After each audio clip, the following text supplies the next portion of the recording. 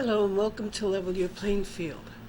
My name is Ginger Ferrer, and I've been an advocate on air for 14 years. I keep advocating the same issues because it would appear that no real resolution or any long-term resolution has been the outcome of these concerns. But before I get started regarding the Scott murder, I had a question. The way that the video depicts the officer started shooting immediately. Even if Mr. Scott had grabbed the taser gun, he wasn't pointing it at the officer. He was running away. And more importantly, why didn't the officer fire a warning shot into the air before and then warn Mr. Scott verbally what would happen if Mr. Scott kept running away? Instead, he emptied out his gun on Mr. Scott. So there's a lot that needs to be examined and re-examined regarding why this officer did what he did, and the fact that Mr. Scott acted in a panic doesn't. First of all, he wasn't a criminal. Secondly, he was totally unarmed, and even if he had that taser gun in his hand, he wasn't using it. So why did he deserve 8 bullets in his back? Can anybody explain that to me to any acceptable level of acceptability? I found a quote by Robert F. Kennedy, and it pertains to this so much that I had to read it. Whenever men take the law into their own hands, the loser is the law. And when the law loses freedom, freedom languishes. And in this case, whenever men take the law into their own hands, the loser is not only the law but the victim. And when the law loses, freedom languishes. So we're going to see what the outcome of all of this investigation, what it breaks down to. And again, if Mr. Scott deserved 8 bullets in the back. Could have shot him in the ankle, in the leg, if he had to shoot him at all, which he didn't. He could have called for backup, and a car could have intercepted Mr. Scott, in the direction that he was running. There's a lot of aspects, and one could say, well, what do you know? You're not a cop. No, but logically speaking, this police officer drew his gun and shot an armed man. That is the bottom line.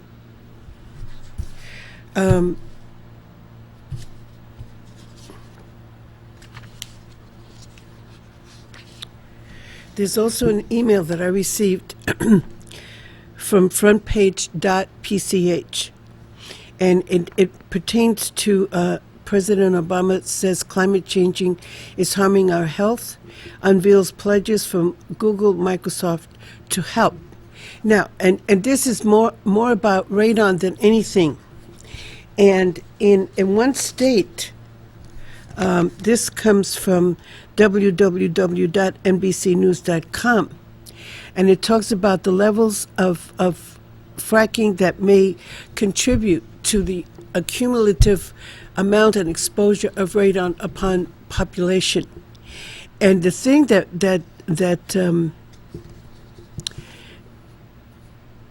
it says nearly 300,000 homes had a first basement test result that exceeded the EPA action level.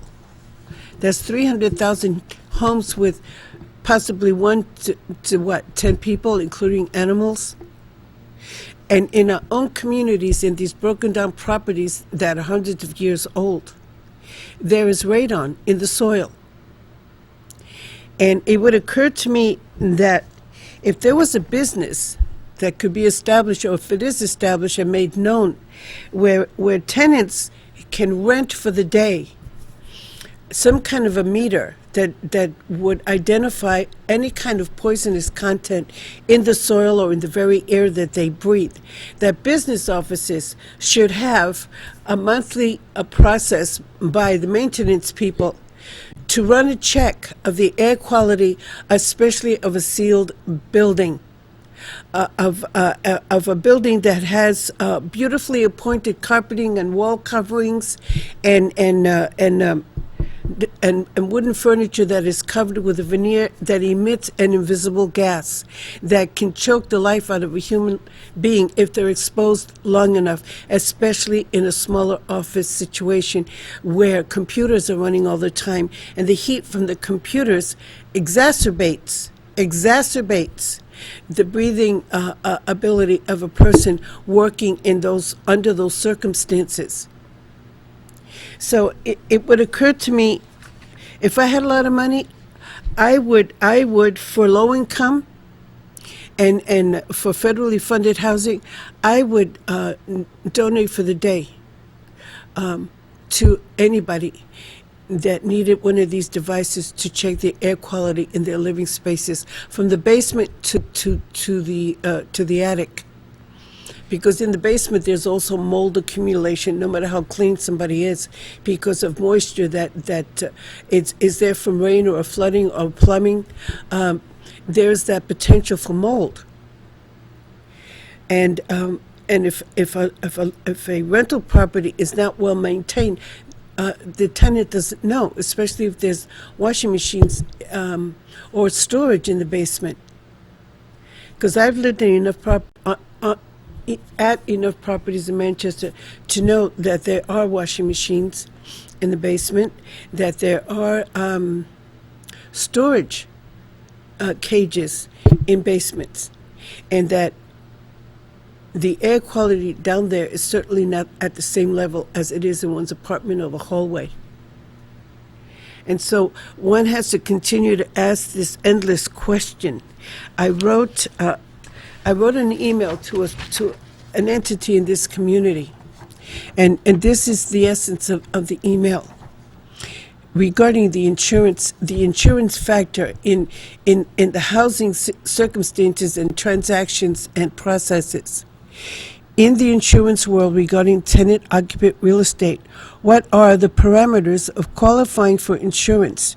Do insurance providers have their own inspection processes before accepting a potential client as a viable code-compliant customer?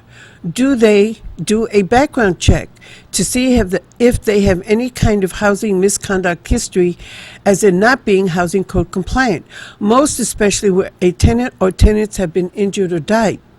Does the building department of this city have a proviso that demands insurance in a tenant housing business matter? That also goes for business because you have employees. Can an insurance provider or agent who provided an insurance policy to a more than proven slum landlord be held accountable for issuing said policy without the much needed but rarely complied with protective housing code compliance? I want to read that again. Can an insurance provider or agent who provided an insurance policy to a more than proven slum landlord, as in Dr. Kundu and the apartment at 32 Green Street and the apartment at 102 Bridge Street in Manchester, be held accountable for issuing said policy without the much needed but rarely complied with protective housing code compliance? I am totally in the dark about these issues. Yesterday, I called the building department, the city clerk's office, and left a message for Mr. Dave Albin asking for information regarding this question.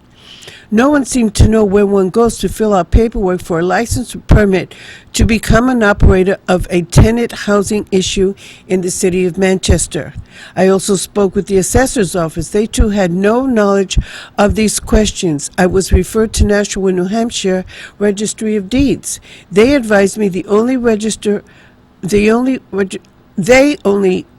privately owned properties, not business owned. And forgive me, but the light is hitting my glasses and I can't see because this print happens to be really small, I can't see the words easily. So let me just touch on that again. I also spoke with the assessor's office. They too had no knowledge of these questions. I was referred to the Nashua, New Hampshire Registry of Deeds office. They advised me they only register privately owned properties, not business owned. So I was hoping you, the people out there who watch this show, might be able to come up with an answer and call me at 603-413-0000. 0223 603-413-0223 if you have any positive information that might shed some light on these procedures.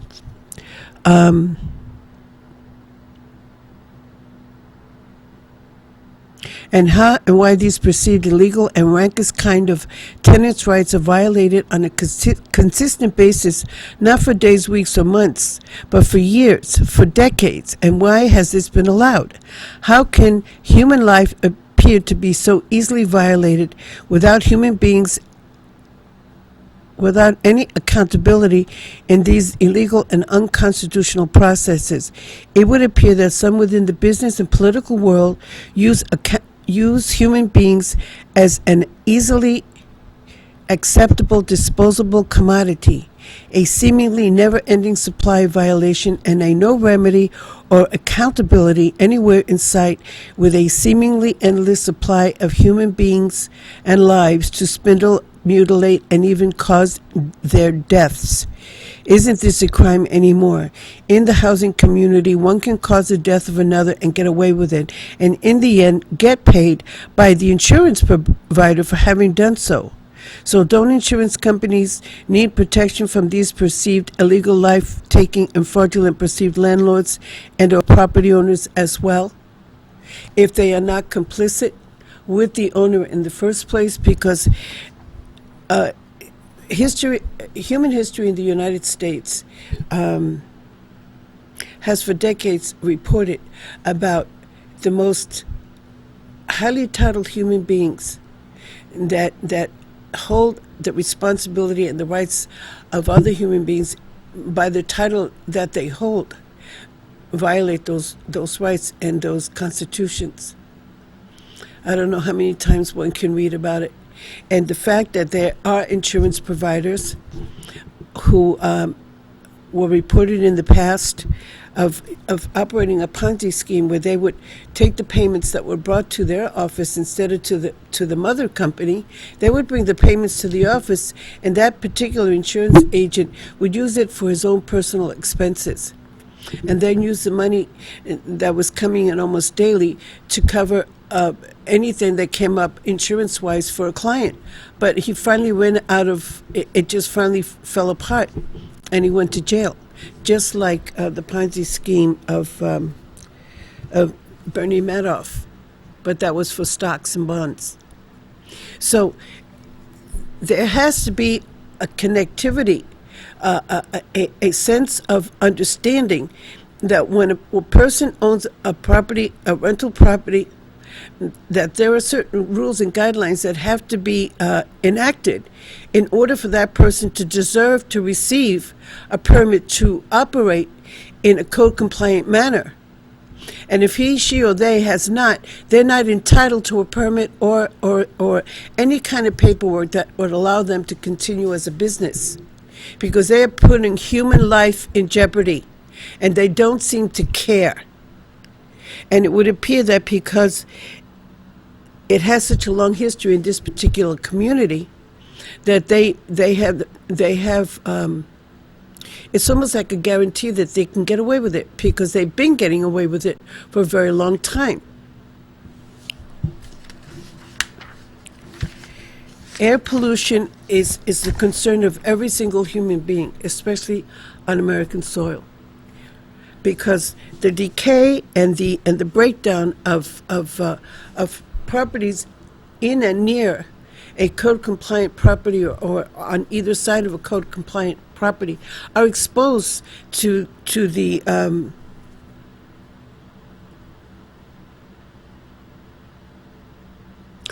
fallout of the decaying circumstances that are right in between their two buildings, or a building on a corner, whatever. Wherever there is a building that is in serious disrepair, there is the positive element of air pollution, not to mention the danger of going up and down rotted and crooked stairs and windows that are broken, and windows that don't have safety wiring to keep children from falling out. It's a repeated quest, in the seemingly never-ending quest for valid constitutional answers to questions that smack of the rankest kind of constitutional violation and violators. I continue to ask how a federally funded, subsidized housing program provided by a federal agency as per taxpayer dollars to a local city agency appeared to be so derelict in their responsibilities regarding the much-needed code compliance of a landlord, rental agency, or property owner who is and has been a long-term non-code compliant landlord.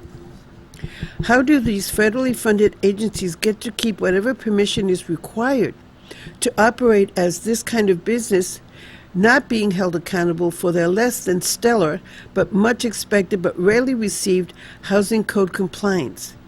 If the buck stopped, then maybe some compliance would not be of such a major concern to the tenants put in harm's way over and over and over again.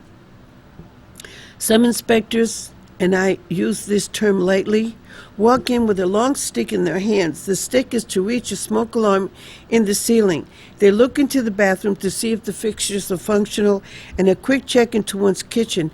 This is the extent of inspection processes I witnessed firsthand at my last place of residence. For years, the windows in my former apartment were dry rotted and loose. In the winter months or a windy day, they rattled and let the very cold air in.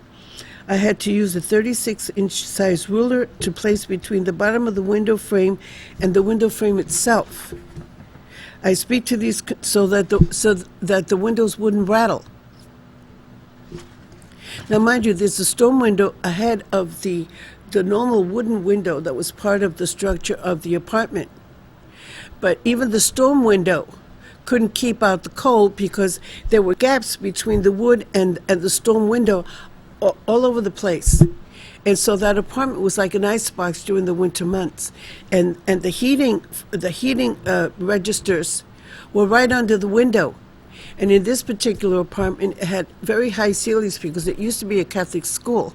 And for some reason, some Catholic schools had these really, really high ceilings.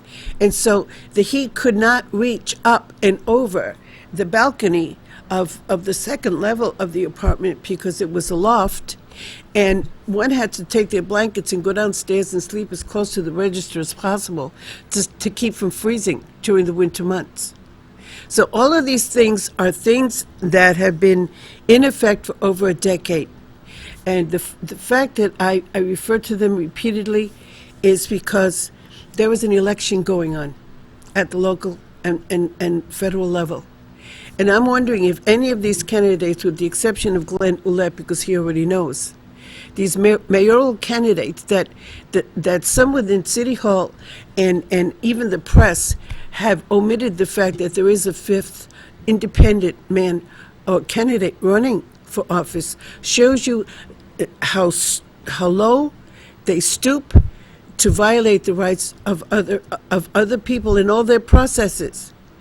Glenn Ouellette is entitled to be recognized as a candidate, whether they like it or not. The law says that this is so. But City Hall doesn't care. They're just going to go ahead and do whatever they feel like doing, and so does the union, leaderless.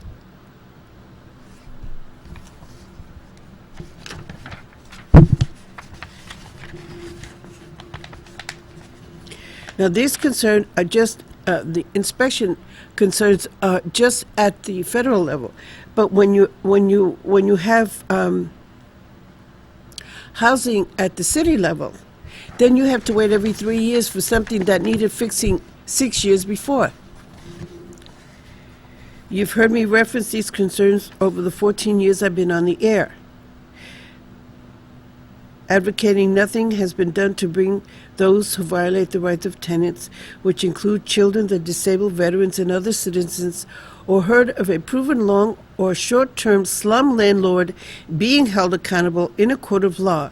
It appears to be an invisible process known only to those who cover it up or ignore it altogether. Again, I state the words written in the book which the Statue of Liberty depicts holding And it says, "Give me you poor huddled masses." It can easily be construed to "give me you poor and huddled masses" so we can fold, spindle, and mutilate their rights, most especially where wages and tenant rights are concerned. Allow us to put your children in harm's way as well as a fragile, disabled human being. So what? They're going to die soon, so why spend the money to fix what is broken or in violation of their tenant and human rights? There are more where they came from. So the battle continues in trying to make sense of what does not make sense. Contradictions being master of these violations and violators. A perceived so whatism with a very long, allowed history in this country and most specifically in this community and state. A state that boasts the fact that the next president of these United States will be elected or chosen here. A perceived constitutionally minded individual. I think not, but hope so. Why do I say this? Even if a presidential candidate is of a constitutional mindset, he or she will have to battle a perceived army of men and women within our allegedly constitutional government who have been in office way too long, who will not allow too many violated processes to see the light of justice and accountability. Too many cronies involved, too much money or favor to consider.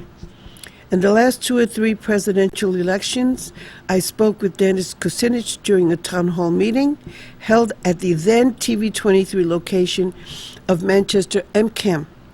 I presented him with a loose-leaf binder filled with information and concern. Never heard from him again. I contacted Ron Paul with the same information. Never heard from him again. I provided another loose-leaf binder filled with these concerns to General Bradley at a town hall meeting on Beach Street. He took the book, but left it behind when he left right in the middle of the basketball floor where a single stool stood. He picked up his jacket and left the binder uncollected. So I have been advocating constitutionally violated concerns for over a decade and a half. And not one issue has ever been spoken to, addressed in any known manner, or fixed. So how free are we, the people, ladies and gentlemen, boys and girls? And what about the judicial system?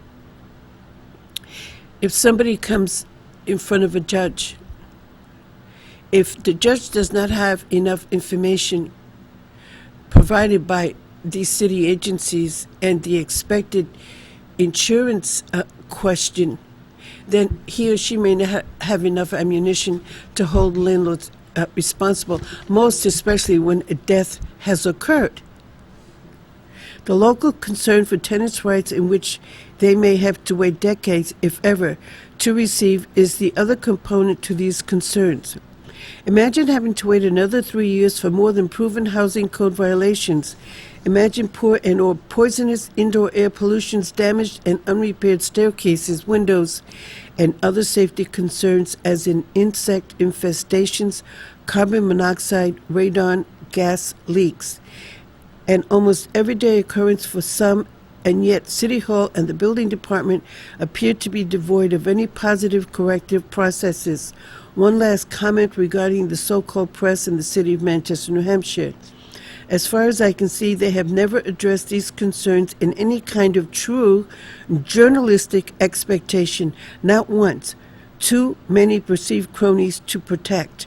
They are the only local paper, and so they have a free hand to keep from the public at large their right to know about these concerns and seemingly sanction constitutional violations at the city, state, and federal levels, seemingly endlessly stroking the egos of their perceived chosen political cronies as the Mayor Gatzis and his perceived posse of non-doers of the people of this community.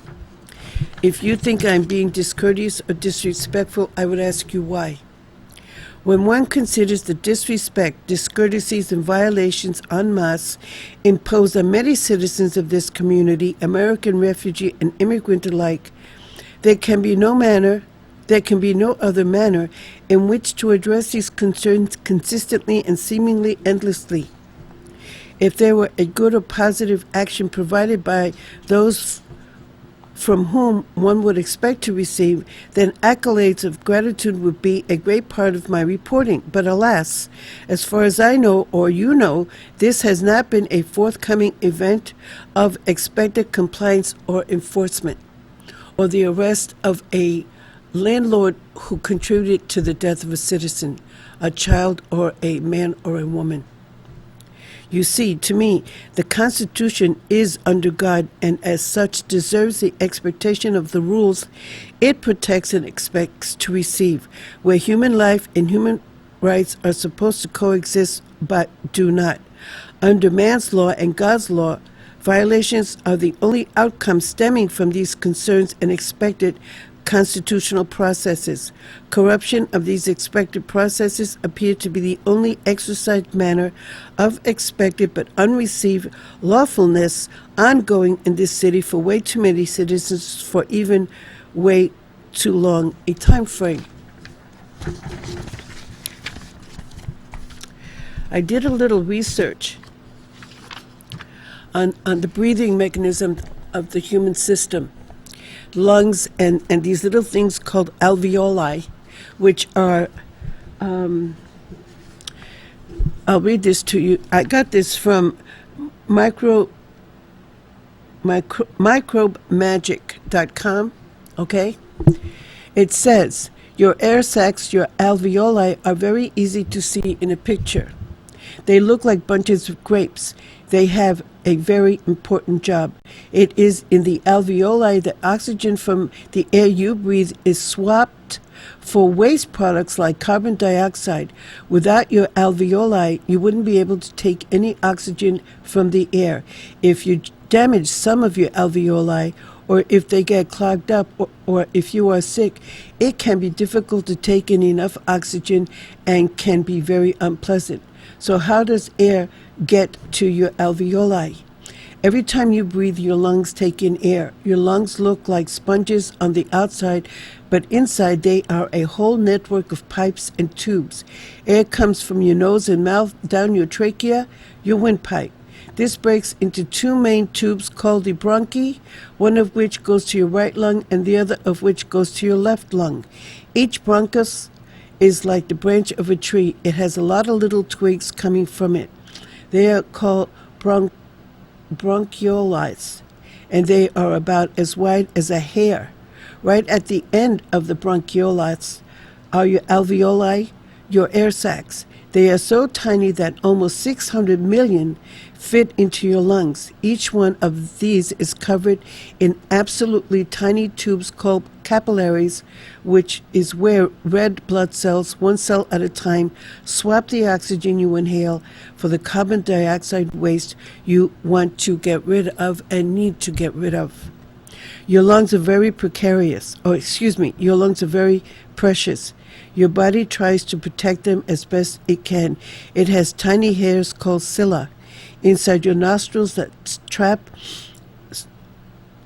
and small bits of dust and some microbes. Anything that doesn't get trapped there can get stuck in the mucus on the inside of your trachea. There are lots of things you can do to keep your lungs healthy. The most important one is to exercise every day. This makes the muscles around your lungs work harder and makes your lungs fitter. It is a very bad idea to breathe in things that can harm your lungs, like smoke, chemicals, or things like glue. If you are using glue, or if your parents are using things like paint or chemical cleaners at home, remember to open a window and get as much fresh air as into the room as possible. Now, the reason I'm reading this again is for a repeated concern. In the office where I worked, it was beautifully appointed. It had fabric carpeting on the walls, carpeting on the floor, and furniture that was coated with a chemical that emits invisible gases. And so do a lot of other people. And they're not aware that they're breathing this in because it's odorless and tasteless. But if you're exposed long enough, or in an area that is so small that bad gas or that bad air has nowhere to go, so it just hangs over you like an invisible cloud, and you're breathing it in all the time. Now, picture a police officer or a road worker who is spreading tar, and the fumes and the horrible smell that comes from those operational procedures. And the reason I focus on the police officers is because they have to stay in there for hours, breathing in not only carbon monoxide from all the cars that stop at the light or that consistently pass them or are idling somewhere. The construction waste material, the construction tar fumes. Why is it that these police officers and employees of these construction companies aren't wearing protective gear on their faces? All it would take is one day just to put a paper mask over your face, the kind that they sell when you're buying paint to cover your face so that you don't breathe in the fumes of the paint. Just try that for one shift, not even one full day, just one shift, and see what color that paper becomes. During the time that you're out there, a police officer is standing out there, man or a woman, breathing in all of these poisonous fumes that could cripple your life in the early stages of your adulthood. I wouldn't wish that hell on anybody. I'm telling you, I would not. Especially when in the beginning you don't realize or you don't know why this happened to you. What was the contributing factor? So I'm trying to give you a heads up so that you can try to protect yourself from this nightmare. And then if you fall into the system, you become even more victimized by the slum landlordism that I refer to all the time, with indoor air pollution that comes from poorly maintained, if ever maintained, forced hot air furnaces and other decaying. Insects die inside these vents. Mice and rats die inside these vents, and common dust all accumulates. Lead paint that breaks down into a fine dust, they all accumulate in a vent that hasn't been cleaned in a long time, even short term. If it's not maintained at least every 6 months. During the winter months when the forced hot air furnace is turned on, you'll see a fine layer of gray dust all over your furniture. And then if you happen to live in a building that is that one side of it faces an alley and the front side of it faces a street with a lot of traffic, like Beach Street, where the front of your house and the end of the sidewalk is no more than 10 feet, and sometimes it's even less, or 6 feet if there's a porch that extends out. Carbon monoxide is drifting into your apartment, not only from the alley, but from the traffic, especially during rush hour. Or if there's a breakdown or an accident and the cars are idling there for quite a while, you have to close your windows. But if people don't know that in the beginning, like I didn't know it in the beginning, it adds to the dangerous breathing circumstances that's coming from within and from outside of the place that you live in. So please, also in schools, again, I'm going to try to find out for you for my next segment, if there is any kind of a company that produces like miniature air monitors for the quality of air in any kind of surrounding, to see if there's something that can either be bought or rented, so that an individual can go to that place and buy or rent, invest in their own protection, and record the air quality of the place that you live in or that you work in. Even a garage, if there's not proper ventilation in an auto mechanic garage, and you don't have a lot of doors, or it's a long building with just an opening and a closing, and there's no proper ventilation system, or it's not up to date or up to code, you're putting your well-being in jeopardy.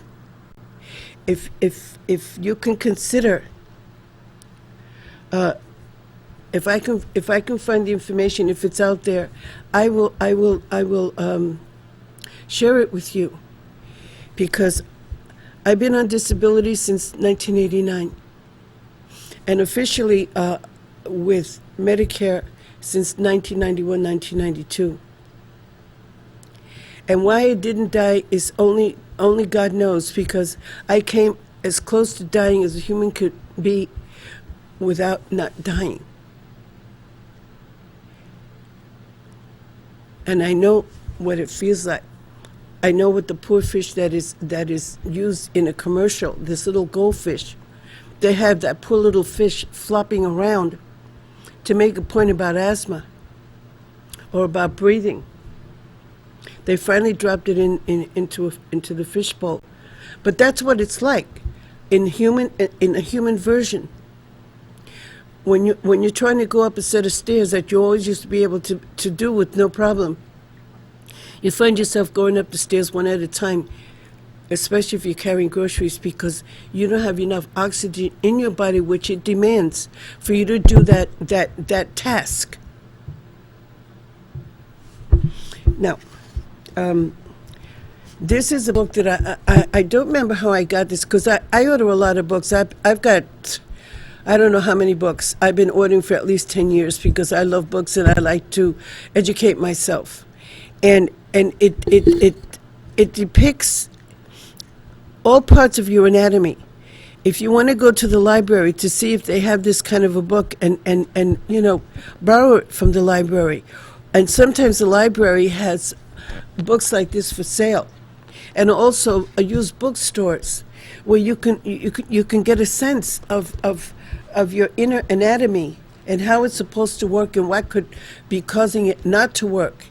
And then take that book with you to your doctor and show him or her whatever part of your body is bothering you, so that they can get a better sense of how to help you. Knowledge is power. And a lot of these politicians and these bureaucrats at City Hall and at Concord rely on the fact that many people don't have that information and don't even realize they're supposed to know that they're supposed to have that information, because we blindly trust the system.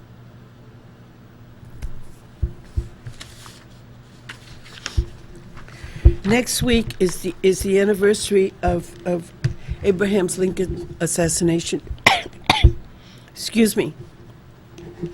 And I received my National Geographic, and it depicts his story, and it says Lincoln looking for his legacy today.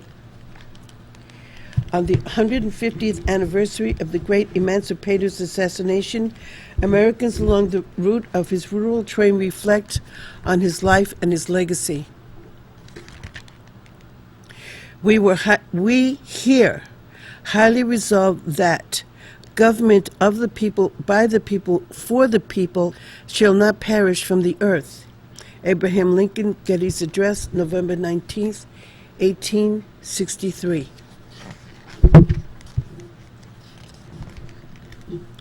Let us have faith that right makes might, and in that faith let us to the end dare to do our duty as we understand it. Abraham Lincoln, Cooper Union Address, February 27th, 1860. The site of the president's assassination has been restored at Ford's Theater. This view is approximately the same one that John Wilkes Booth had just before firing his weapon, a single-shot Derringer pistol. I don't know if you can see this, but this is the chair that Abraham Lincoln was sitting in when he was assassinated.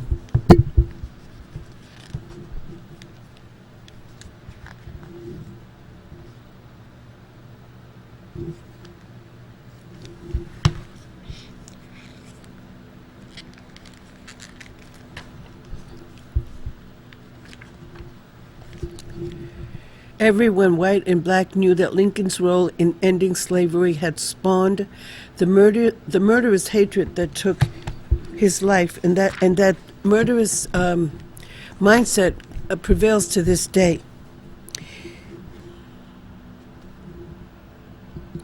In this and like communities, public sentiment is everything. With public sentiment, nothing can fail. Without it, nothing can succeed. Abraham Lincoln, First Lincoln Douglas debate, August the 21st, 1858. So let me read that to you again.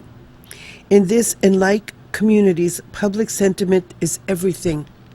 With public sentiment, nothing can fail. Without it, nothing can succeed. And this is why myself and other advocates, not only at TV 23, but in our community, continue to reach out to public sentiment or public support for the rule of law.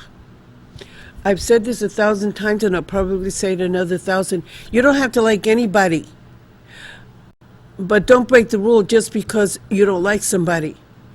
Because in the end, it really comes back to you. It comes out of your tax dollars, if nothing else. And God forbid, if you fall into a situation where you need help and you can't get it because there no longer is any funding, then it's a contributory factor to the fact that for years nobody did anything to correct these wrongs.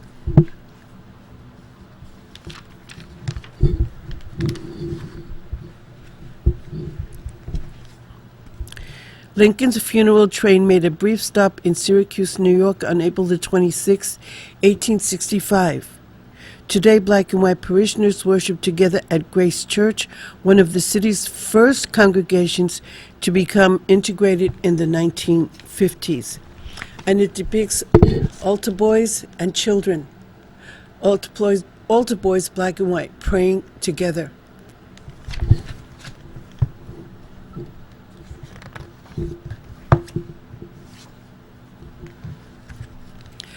Now, Lincoln said this, and this is a very telling saying. As I would not be a slave, so I would not be a master. This expresses my idea of democracy. Abraham Lincoln, written in August 1 of 1858. As I would not be a slave, so I would not be a master. This expresses my idea of democracy because the law is supposed to work. If the law is working, there cannot be a victim or a victimizer.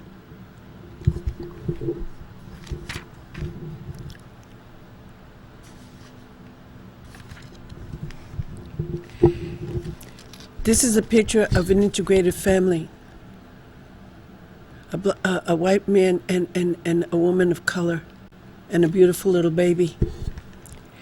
Henry and Mahisha Longstrat dressed their one-year-old son Marley in Brooklyn. Race relations have progressed since Lincoln abolished slavery, though more than 100 years passed before laws criminalizing interracial marriages was struck down by the U.S. Supreme Court. And you know what I find so hypocritical? These plantation owners and these slave owners of women thought nothing of raping or forcing themselves on these women. And these women had children that were sired by slave owners. So what kind of hypocrisy? You know, the do as I say, not as I do mentality that seems so pervasive in just about every level of community. Because even in high society, there is a double and a triple standard, contradictions of every kind, because they can pay to get away with it. These men ask for the same thing, fairness and fairness only. This, so far as is in my power, they and all others shall have. Abraham Lincoln, in a letter written May the 30th, 1860. These men ask for the same thing, fairness and fairness only. This, so far as in my power, they and all others shall have. There are many pictures of Lincoln. There is no portrait of him. And this has a fold-out sheet of President Lincoln. Trying to get the best where the light doesn't hit this. President Lincoln. And in the next page, it shows the marked difference in less than 20 years of a younger-looking president on this side of the picture and a much older and almost haggard-looking president who had so much on his plate, but he worked so hard to get it done, and it took its toll on his well-being. With the fearful strain that is on me night and day, said Lincoln, if I did not laugh, I should die. Humor offered the president a brief respite from the pressures of his embattled administration. The heavy toll of those years is apparent in this portrait made less than 3 months before his fateful visit to Ford's Theater. 1846. And you know what really bothers me about how the birth of a person is depicted? In 1846, born in poverty and raised to farm work, Lincoln, the rough-hewn rail splitter, had by age 37 become a prosperous lawyer in Springfield, Illinois. This daguerreotype, made shortly after he was elected to the U.S. Congress, is his earliest confirmed portrait. And this again is this picture right here of President Lincoln. And people that are born with a silver spoon in their mouth, as that saying goes, does not guarantee that they're going to be a good person. What does poverty have to do with the birth process? People that are born in a cab, do they mention whether or not they're poverty-stricken or they're wealthy? The birth process is what it is. It doesn't matter if you're lying on a bed of silk sheets or on the back seat of a cab. It's going to happen, with or without money. I get very emotional because the longer one lives, the more they see as things that should have been fixed decades ago still not fixed. And if they had been fixed, they haven't been complied with enough to make a difference. Because the law exists for a reason, but if it's not acted upon, if it's not utilized, if it's not complied with, it's like it doesn't exist. It's like it doesn't exist. And when you see the horrors that I've seen regarding the toll that it's taken on innocent victims, American refugee and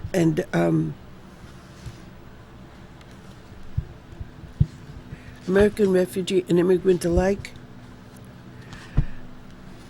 it really starts eating at you. I have to talk to God every day to help me to keep my temper from exploding, because I see so much cruelty and so much so whatism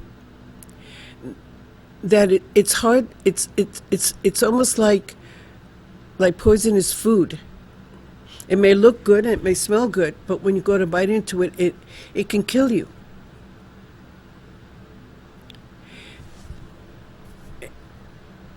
I don't understand in a way why so many people aspire to become Americans from other parts of the world. I'm sure that it's all about the perception that they have as opposed to the real deal. And some come here to just abuse the very laws that exist because they already know that they've been abused for so long, and they may be able to get away with it. So how How are we going to elect the next president of these United States or the next mayor of this city or senator or congressperson when they have not picked up the gauntlet previous to this election to do anything, not about personal attacks or whether it's a Republican, a Democrat, an independent, or a Tea Party person. What is their mindset? What is their viewpoint of what the Constitution really means and how it's supposed to be applied to any given proven violation? It shouldn't be a personal attack on the person so much so unless that person demonstrates repeatedly a callousness that needs to be addressed. It needs to be addressed. He or she is a criminal wearing the title of constitutional responsibility and abusing it to hell and back.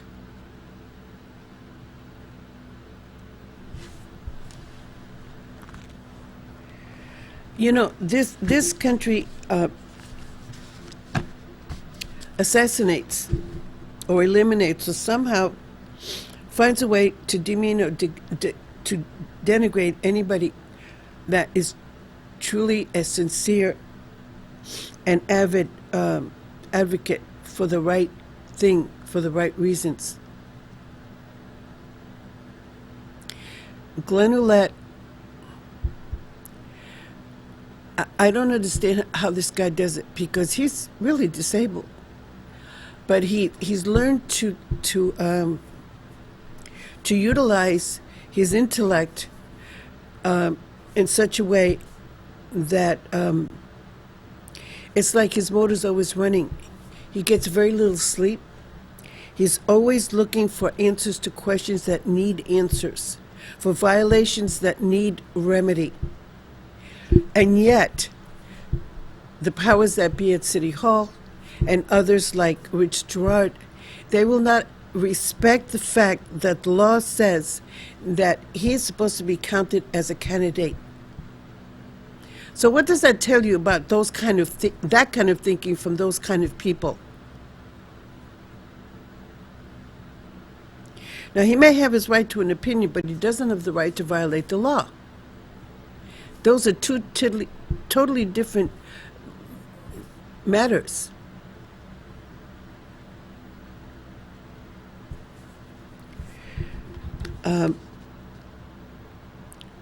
Human health from birth to the tomb has to be of paramount importance and the right of every human being on American soil. And the fact that there is still an unmarked grave in this city, a city that contributed to the death of this child, and she has no marker, is something that bothers me to the core. And if I had the money, I would make sure that she had a very good marker. And in it, I would say, the system let her down.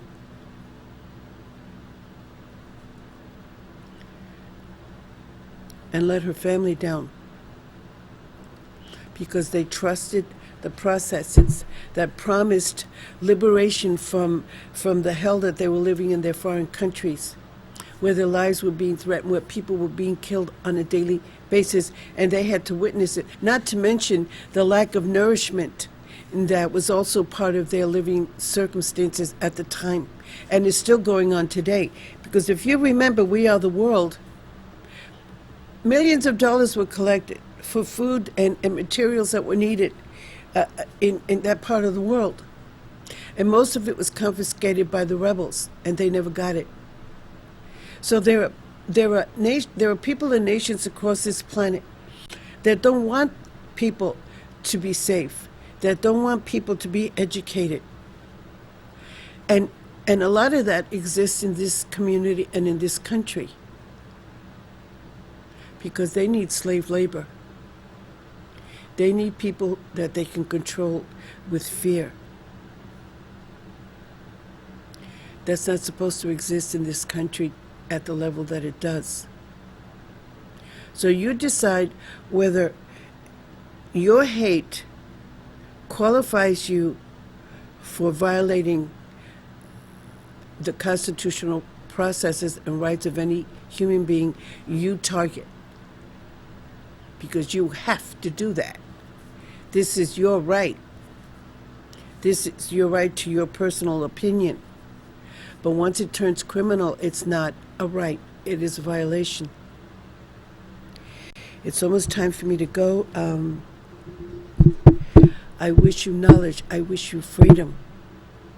Please, please remember the price paid by the sons and daughters of this country, not to mention honest federal agents and home security agents and police officers and state troopers that put their lives on the line every day to keep us safe within the rule of law, the Constitution. So long until next time.